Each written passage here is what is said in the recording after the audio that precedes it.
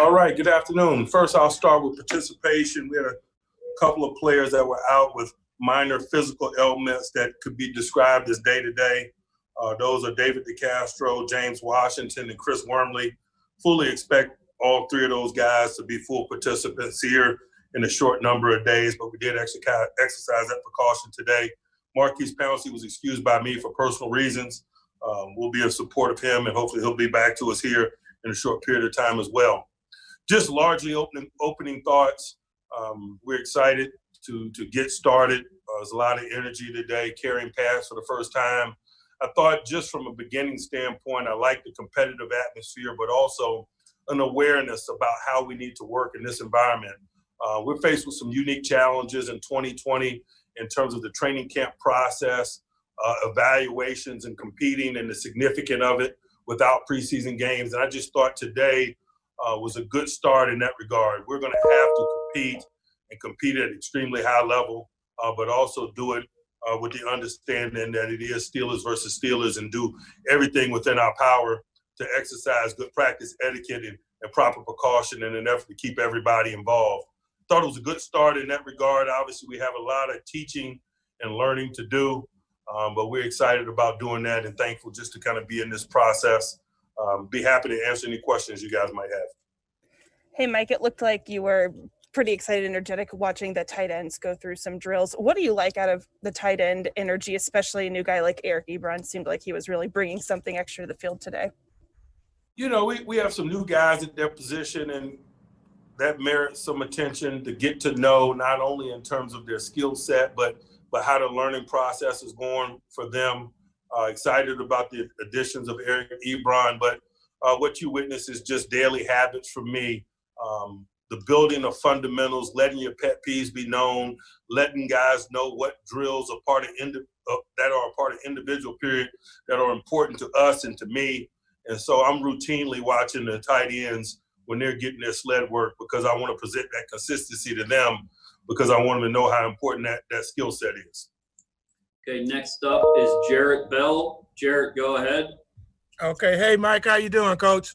Good, Jarrett, always, man. Good. Hey, you probably talked to your local guys about a lot of this over the past couple of weeks or so, but I'm curious about how you're managing a training camp under these conditions, as you just alluded to. What's been the most challenging aspect of it for you as a coach, and how's it changed your day and how you approach it personally? You know, I don't know that it has changed the trajectory of my day all that much. I just think the planning element of it from the position that I'm in has been something that's been on my radar.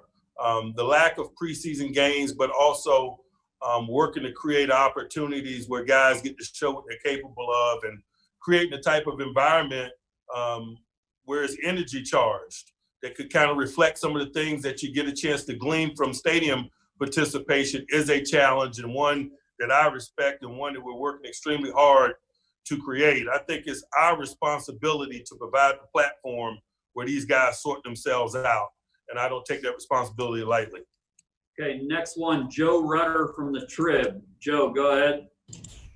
Yeah, hey, Mike. Do you plan with the right tackle situation? We saw a lot of chooks there today. Will you do that on a day-by-day basis, moving back and forth, or how do you plan to allocate those repetitions? It'll be thoughtful, but it'll be based on the drills of the day and things of that nature.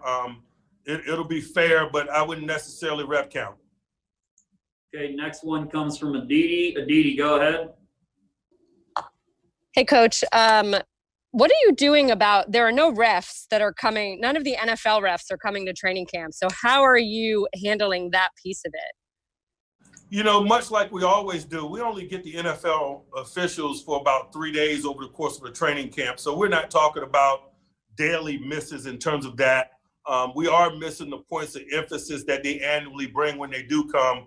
We have videos that we've been showing that have been sent to us from the officiating department that aid us in that. But largely that education, those points of emphasis for 2020 must be revealed and reinforced in our coaching. The technical coaching as it pertains to play in specific areas of positions. And so that's our approach to it. It's a teach thing for us. It's handled not only on the grass, but in the classroom as well. Next one, Mark Caboli. Mark, go ahead. Hey, Mike, backer, obviously inside Heinz Field. Was it what you were looking for in the intensity realm, and who stood out for you? You talking about backs on backers? Yes, backs on backers. Oftentimes, like is the case, the first time you do backs on backers, it's more about new people getting adjusted to the intensity of the drill and learning how important technique is, although it's emotionally charged. So it's a lot of teaching and learning the first time through. I think always a good reflection of backs on backers is the second time we do it, and people have a chance to digest and learn. So I'll be excited about the next time we do it. Okay, next up, Ray Fittipaldo. Ray, go ahead. Hey, Mike, just to follow up on the backs on backers, rookie Anthony McFarland got a lot of reps, a lot of rematches. What are you looking for out of him, and specifically all the rookies in that drill? Like I said, I just want to see them acclimate to the environment. It's an NFL competition period. It has that level of intensity, that level of talent, and particularly those guys that are new to ball at this level. It is a period of adjustment, and that period of adjustment requires physical reps. So younger guys like McFarland, man, we're going to want to see same thing on the other side of the ball. You might saw an unusual number of reps from Alex Highsmith. We realize that reps is the platform for learning. So they're going to get reps, and it's their job to adjust and to show rapid improvement. Okay, next one is Mike Pursuta. Mike, go ahead. Mike, you mentioned last week no tape of your opponents. I think you referenced that as worrisome. What's the plan to work around that? I don't know that it's something that you can work around. It's a problem for the other 31 as well. So from that standpoint, it's fair. And worrisome is just what I use to describe it. I think that because we're all dealing with it, we're dealing with a level playing field in that regard, and it's going to be challenging, but equally so. Okay, last one, Brian Batko. Brian, go ahead. Hey, Mike. Yeah, we were talking to Coach Dunbar earlier today, and he was saying how this first day in full pads is an even bigger deal for the big guys up front who finally get to hit each other now. And in terms of that, I mean, what did you see, especially at that nose tackle spot with, I guess, the first day really of Tyson and Big Dan kind of getting that competition going? Hey, much too early for me to sort out the nose tackle and the right tackle things. I know that's going to be questions that you guys are going to have daily, but we just got started today. I'm sure we're going to gain clarity in that regard. Both guys showed up in great physical condition, and that's what is important.